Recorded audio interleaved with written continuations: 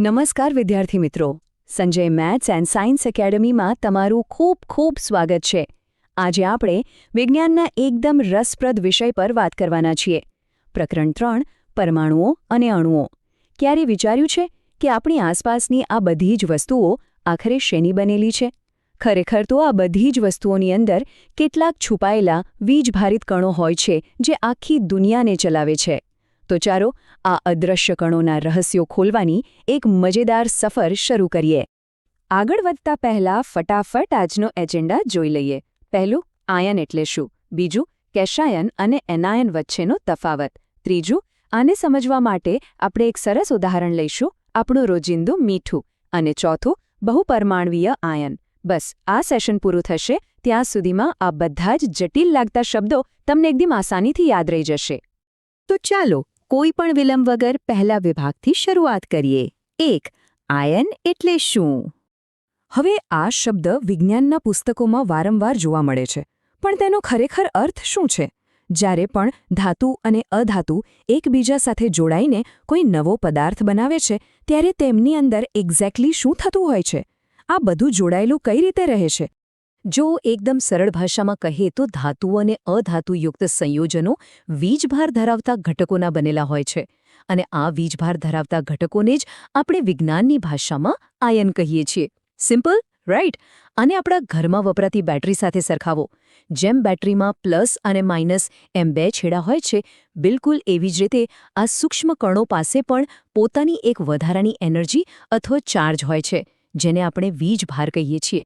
હવે જ્યારે આપણે આયન શું છે અને તેની પાસે ચાર્જ હોય છે તે સમજી ગયા છીએ, તો તેને વધુ ઊંડાણથી સમજીએ. આપણો બીજો વિભાગ છે 2. કેશાયન અને એનાયન. પરીક્ષા માટે આ બહુ જ અગત્યનો પોઈન્ટ છે. આયનના મુખ્ય 2 પ્રકાર છે અને તે તેમના નેટ ચાર્જ પરથી નક્કી થાય છે. જો આયન પર ધન એટલે કે પોઝિટિવ વીજભાર હોય તો તેને કેશાયન કહેવાય છે, અને જો ઋણ એટલે કે નેગેટિવ વીજભાર હોય તો તેને એનાયન કહેવાય છે. આને યાદ રાખવાની એકદમ ઇઝી ટ્રીક: પ્લસ હોય તો કેશાયન અને માઇનસ હોય તો એનાયન.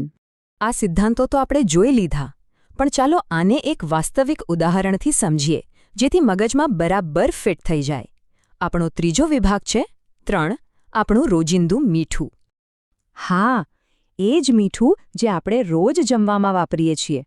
મીઠાનું રાસાયણિક નામ છે સોડિયમ ક્લોરાઇડ, એટલે કે NaCl. જ્યારે આ સંયોજન છૂટું પડે ને, ત્યારે તે 2 સ્પષ્ટ ભાગમાં વહેંચાઈ જાય છે. પહેલો ભાગ છે Na+, એટલે કે સોડિયમ આયન.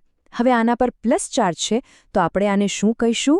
બિલકુલ સાચું, આ આપણો કેટાયન છે. બીજો ભાગ છે Cl-, એટલે કે ક્લોરાઇડ આયન. આની પર માઇનસ ચાર્જ છે, એટલે તે આપણો એનાયન છે. તો હવે તમને સવાલ થતો હશે કે આ પ્લસ અને માઇનસ અલગ અલગ છે, તો પછી મીઠાની અંદર તે જોડાયેલા કઈ રીતે રહે છે? આને એક ચુંબકના ઉદાહરણથી સમજો. આપણને ખબર છે કે ચુંબકના 2 વિરુદ્ધ છેડા હંમેશા એકબીજાને ખેંચે છે. બસ આ ધન અને ઋણ વીજભાર ધરાવતા આયનો પણ એકબીજાને આકર્ષે છે. આ આકર્ષણ બળ જ એટલું મજબૂત હોય છે કે તેઓ એકબીજાને મજબૂત રીતે પકડી રાખે છે અને મીઠાનો સ્ફટિક તૈયાર થાય છે. ચાલો હવે આનાથી એક સ્ટેપ આગળ જઈએ. આપણો ચોથો વિભાગ છે 4. બહુપરમાણવીય આયન. અત્યાર સુધી આપણે એવા આયનો જોયા જે ફક્ત એક જ પરમાણુના બનેલા હતા, પણ જો એક કરતાં વધુ પરમાણુઓ ભેગા થઈને એક આખું ગ્રુપ બનાવે તો?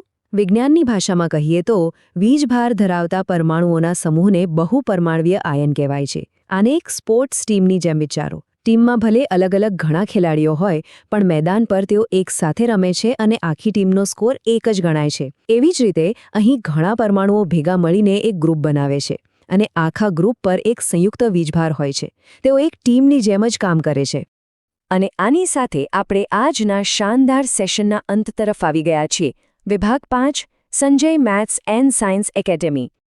આજે આપણે જોયું કે કેવી રીતે આ નાના નાના કણો કેશાયન અને એનાયન ભેગા મળીને આખી દુનિયાની રચના કરે છે.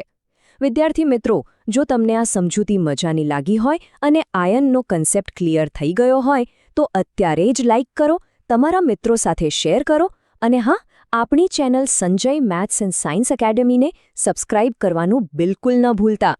જતાં જતાં જરા વિચારજો, આપણું આખું બ્રહ્માંડ આવા જ અદૃશ્ય ચુંબકીય આકર્ષણ બળ અને આયનોથી જોડાયેલું છે ને કમાલની વાત? તો બસ વિજ્ઞાનની આવી જ નવી અને રોમાંચક વાતો સાથે ફરી મળીશું. ત્યાં સુધી ભણતા રહો અને આગળ વધતા રહો.